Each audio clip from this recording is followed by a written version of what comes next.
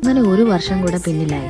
ചില സന്തോഷങ്ങളും ചില വേദനകളും പുറത്തു പറയാത്ത ചില പ്രാർത്ഥനകളും ചിരിച്ച നിമിഷങ്ങളും ആരും കാണാതെ കരഞ്ഞ രാത്രികളും അങ്ങനെ 365 ദിവസം ഇതെല്ലാം കൂടി ഉണ്ടായിരുന്നു. എല്ലാവരും ഈ ന്യൂ ഇയർ ആകുമ്പോൾ ഭയങ്കര സന്തോഷമായിരിക്കും. സത്യം പറഞ്ഞാൽ എനിക്ക് അത്ര സന്തോഷമുള്ള സമയമല്ല കേട്ടോ. ഞാനൊന്ന് ഡൗൺ ആയി തുടങ്ങും ഡിസംബർ അവസാനം ആകുമ്പോഴേ. ഇതിനൊരു കാരണമുണ്ട്, അത് ഞാൻ പിന്നീട് പറയാം. അപ്പോൾ ഈ വർഷം നിങ്ങൾക്ക് എല്ലാവർക്കും ദൈവം ഒരുപാട് നന്മകളൊക്കെ തന്ന് അനുഗ്രഹിക്കട്ടെ. സത്യം പറഞ്ഞാൽ ഇതെൻ്റെ ഫസ്റ്റ് ടൈം എക്സ്പീരിയൻസ് ആണ് ഇങ്ങനെ ഒരു ന്യൂ ഇയർ പാർട്ടിക്കൊക്കെ പോവുക, അല്ലെങ്കിൽ ഒരു ന്യൂ ഇയർ സെലിബ്രേഷൻ നടക്കുന്ന സ്ഥലത്തൊക്കെ പോകുന്നത്.